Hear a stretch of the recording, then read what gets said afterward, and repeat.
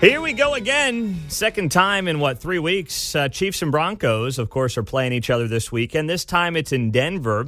And let's take a look at the game with our analyst, Kendall Gammon. It's brought to you by Xfinity, the next generation 10G network, only from Xfinity. The future starts now. All right, Kendall, Chiefs have won 6 straight. Broncos absolutely stink. So are you concerned about it being a trap game, or do you sit there and say to yourself, no, I'm feeling pretty good going into Sunday? No, I think what you asked makes sense for a lot of people to think, but the one thing we have to remember, I think you and I talked about it maybe on Monday, is, the division is getting close to wrapped up and you feel good about things, but you can't trip up because the all-important, your AFC record and trying to get that number one seed and that bye at the end of the year. So they've got something to play for, no doubt. And, really, even in it's hard to think about it. 16 straight wins, 8 years of it.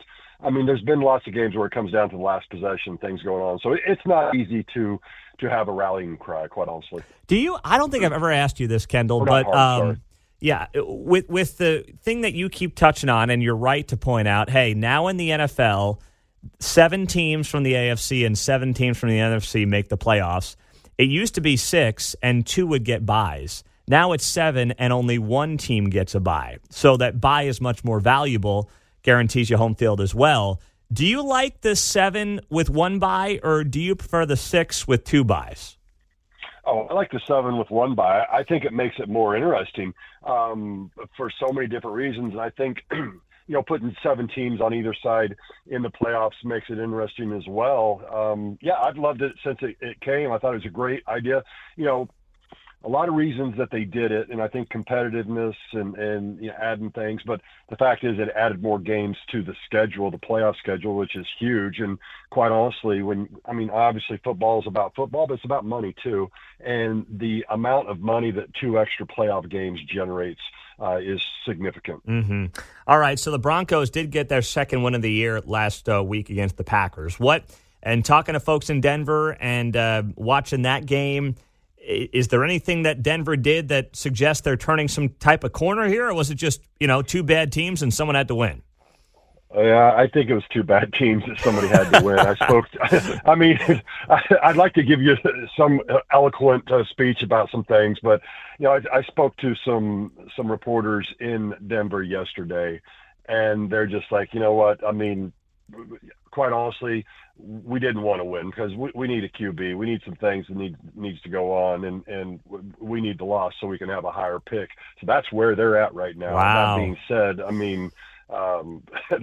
they got a QB that they can't get rid of, and they're not happy with. Although he is playing better this year than he has in the past, but so much going on up there.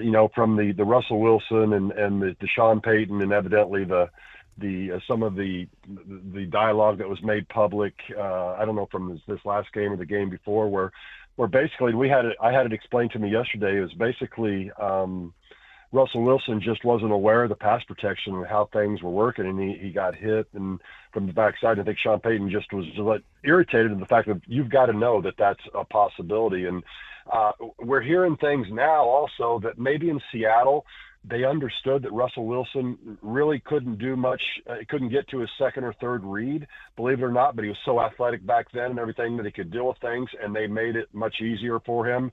And I know Sean Payton's not doing that because he's the mastermind and he's doing these things. And so we're hearing maybe that has something to do with it also, and that, basically Russell Wilson, even with all the success he had in Seattle, he just wasn't as advertised. Wow.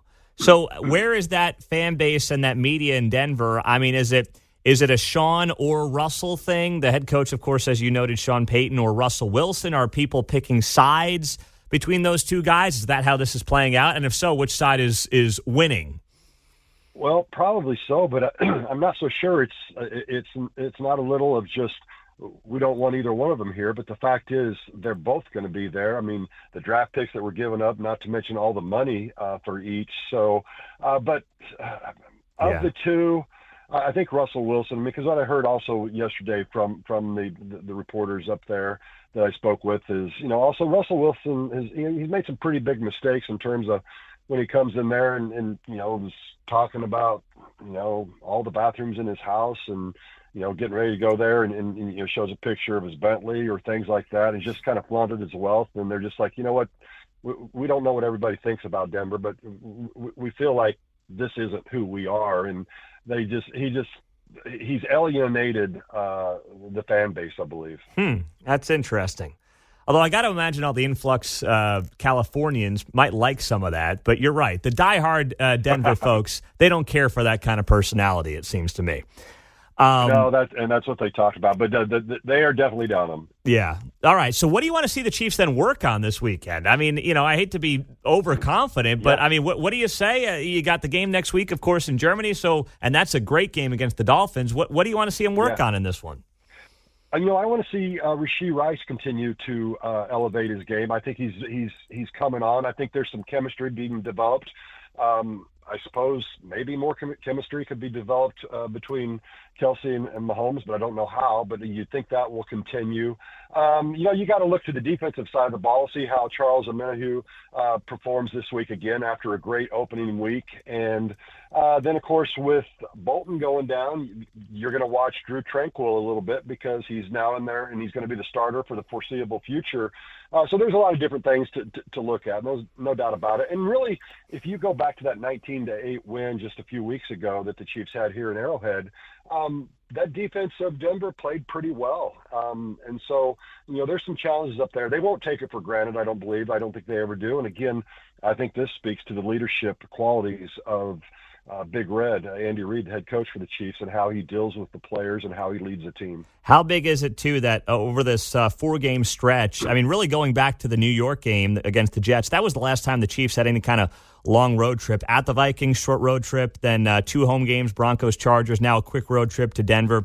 Does that, as a guy who did it for a living, does it make a difference when you get a month stretch here where you have 2 home games, a mini bye, and 2 road games that really aren't big road trips?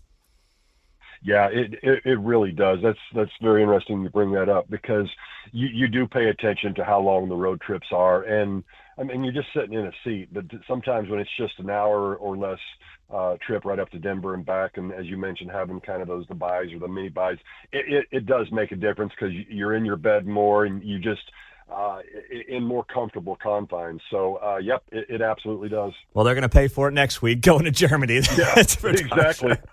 All right. Well, we'll talk to you Monday. You got a score for us, Kendall, this weekend? What do you think? Yeah, I'm going to go at 24-14, which might have been what I was at last week, but I'm going 24-14. All right. And last thing, do you remember where you were September 17th, 2015, the last time the Broncos beat the Chiefs? Oh, man, I was in the booth calling the game. Oh, okay, yes. Or I was on the sideline. Okay. At that point, calling the game. Yeah. All right. So you would have been on the sidelines for that one. Jeez, it's been a heck of a run here. 8 years now since the Broncos have beaten the Chiefs. Unbelievable. It's amazing. Crazy stuff. Kendall, we'll talk to you Monday after hopefully a solid, convincing win. That sounds good. Take care. All right. Kendall Gammon. Good to have him on KCMO Talk Radio, 95.7. All right. We got Kendall. Every week I'm writing down these scores. So I got Kendall here at 24-14. What do you got for me, Mark? What's the spread, by the way? Chiefs are favored by 7. Oh, that's it. Okay. All right. Give me a score then. What are you thinking? I've got the Chiefs covering 27-10. 27. Okay. All right, John. What about you, my man? I like the way they looked. I'll go 34-17. Woo! Okay. I'll split the difference with you guys. 31-14. There you go. All right. Got some convincing wins. Everyone's covering the spread this week, and we're off to the races.